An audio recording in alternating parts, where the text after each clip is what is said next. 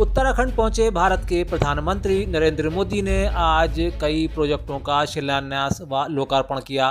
इस दौरान पीएम ने उत्तराखंड को 4200 करोड़ रुपए की सौगात दी। इससे पहले पीएम ने पिथौरागढ़ के आदि कैलाश और पार्वती कुंड के दर्शन किए। इसके बाद वापस पिथौरागढ़ पहुंचे पीएम मोदी ने जनता को संबोधित किया। सीमावर्ती गांवों का विकास किया जा रहा है।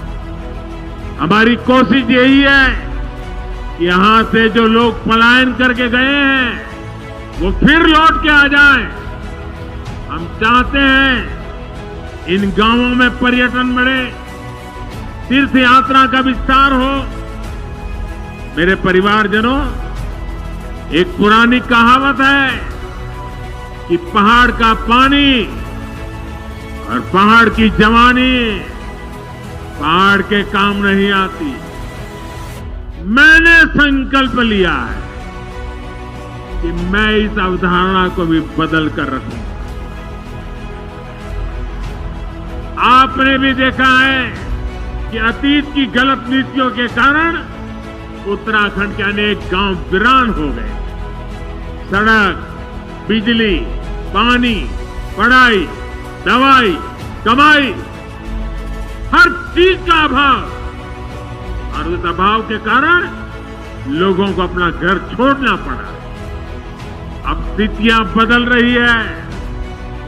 जैसे जैसे उत्तराखंड में नए अवसर बन रहे हैं, नई सुविधाएं बन रही है, वैसे वैसे अनेक साथी गांव लौटने लगे।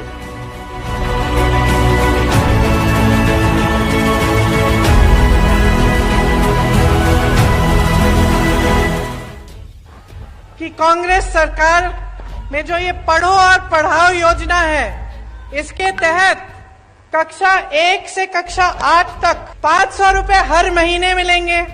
9 से 10 तक हर बच्चे को हर महीने 1000 रुपए मिलेंगे और 11 से 12 कक्षा में हर बच्चे को 1500 रुपए हर महीने मिलेंगे।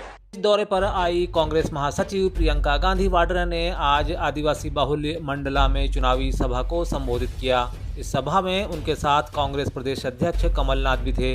अपने पूरे संबोधन में वे बीजेपी पर हमलावर रहीं। संबोधन के दौरान प्रियंका गांधी ने कई घोषणाएं करते हुए शिवराज सरकार का नाम लिए बिना 225 महीनों की सरकार में 250 घोटाले होने की बात कही।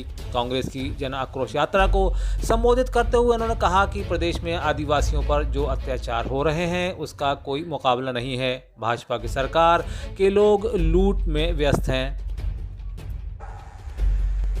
आपने देखे होंगे इतने सारे जो वीडियो वायरल हुए हैं। प्रदेश में सबसे ज्यादा बच्चियों को यहीं पे मध्य प्रदेश में यहीं पे गायब हो रही हैं। सबसे ज्यादा बच्चियां, 1.5 लाख बच्चियां और महिलाएं गायब हो गई हैं इनके राज्य में। हर रोज 17 बलात्कार होते हैं। आप सोचिए बहनें, हर रोज जब आपकी बच्चियां बाहर निकलती हैं आपको डर लगता होगा कि आएंगी वापस कि नहीं, या कुछ हो तो नहीं जाएगा। ये सरकार चल रही है। उज्जैन की घटना तो आपने देखी ही है।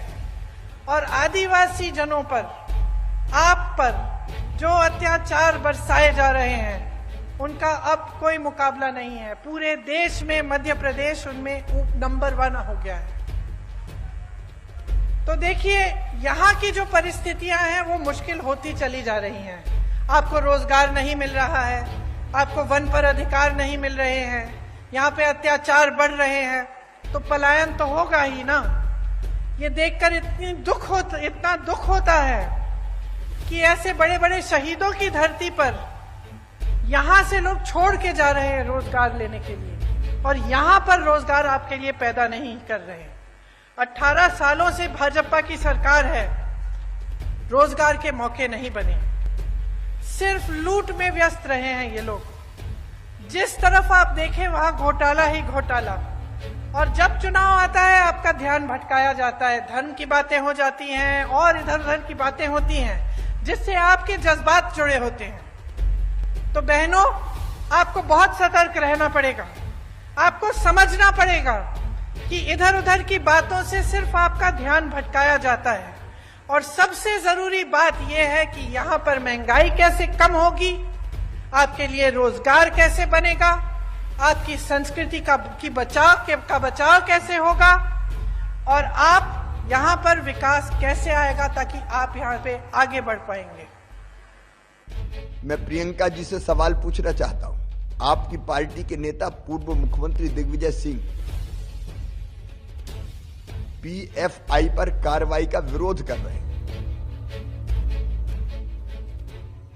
पीएफआई टेरर फंडिंग करती है, आतंकवादी गतिविधियों में लिप्त है, बैन लगा हुआ है, देश की दुश्मन है, और उस पर कार्रवाई अगर होती है तो दिग्विजय सिंह विरोध करते हैं। क्या यही कांग्रेस का स्टैंड है? आतंकवादियों को महिमा मंडित करना, सर्जिकल स्ट्राइक का विरोध करना, पीएफआई पर कार्रवाई का विरोध करना। आप मध्य प्रदेश आ रही प्रियंका जी, जवाब देना पड़ेगा। क्या दिग्विजय के बयान से आप सहमत हैं? वहीं हरिद्वार से लौटे मध्य प्रदेश के मुख्यमंत्री शिवराज सिंह चौहान ने प्रियंका के दौरे को लेकर जमकर निशानेबाजी की। उन्होंने प्रियंका के मध्य प्रदेश दौरे को लेकर भी कई सवाल दागे। साथ ही उन्होंने पूछा कि पीएफआई से मध्य प्रदेश के नेता दिग्विजय सिंह पर सफाई उन्हें देना चाहिए। वहीं मध्य प्रदेश भाजपा के नेता रामेश्वर शर्मा ने भी एक प्रेस वार्ता करते हुए प्रियंका को दिग्विजय सिंह को लेकर अपनी राय साफ करने की बात कही है। पीएफआई का मामला हो या इजराइल में जो घटित आतंकवादी घटना है, उसको इस्लामिक कंट्रियों तक ने निंदा की है।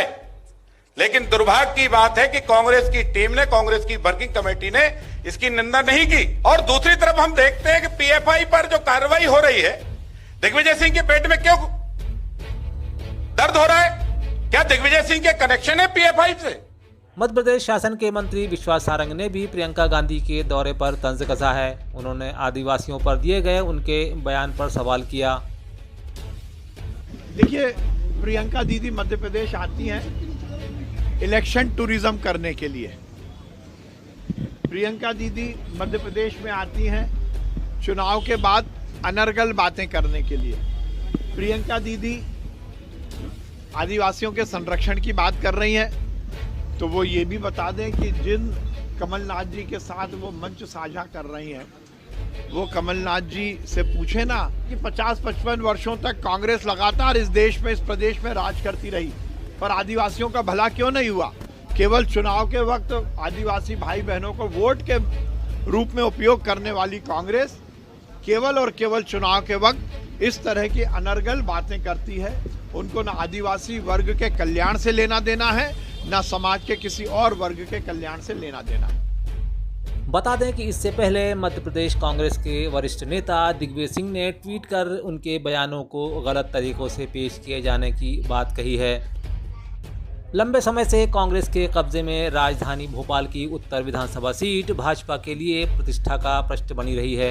ऐसे में यहां का किला फतह करने के उद्देश्य से मुख्यमंत्री शिवराज सिंह चौहान ने अपने विधानसभा चुनाव के प्रचार अभियान की शुरुआत की है। इस दौरान सीएम शिवराज सिंह चौहान प्रत्याशी आलोक शर्मा के समर्थन में प्रचार करने पुराने भोपाल के टीला जमालपुरा क्षेत्र पहुंचे। केंद्रीय मंत्री और मध्य प्रदेश सरकार में मंत्री रहे भाजपा नेता सरताज सिंह का गुरुवार को 83 साल की उम्र में निधन हो गया। पूर्व केंद्रीय मंत्री और कद्दावर नेता को आज मध्य प्रदेश के मुख्यमंत्री शिवराज सिंह चौहान ने श्रद्धांजलि देते हुए उनके शोक संतप्त परिवारजनों को ईश्वर से साहस और हिम्मत देने की कामना की है। नेता, पूर्व केंद्रीय मंत्री, मेरी सरकार में भी मंत्री रहे पीडब्ल्यूडी, श्रद्धेय सरताज सिंह जी अब हमारे बीच नहीं रहे। सरताज जी इटारसी और नर्मदापुरम जिले में जिन्होंने जनसंघ के काम के विस्तार में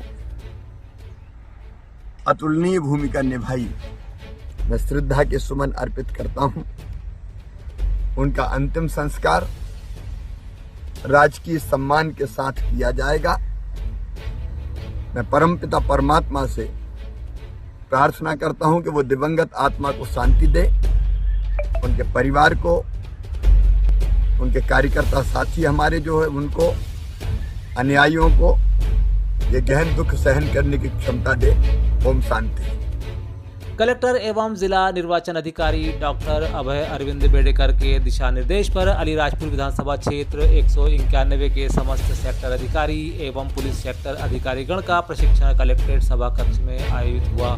प्रशिक्षण में एसडीएम एवं returning officer Alirajpur Tapish Pandey, deputy collector एवं प्रशिक्षण nodal SR Yadav, deputy collector GP Agarwal, deputy collector Yogendra Maurya सहित समस्त सेक्टर अधिकारी एवं पुलिस सेक्टर अधिकारीगण उपस्थित रहे।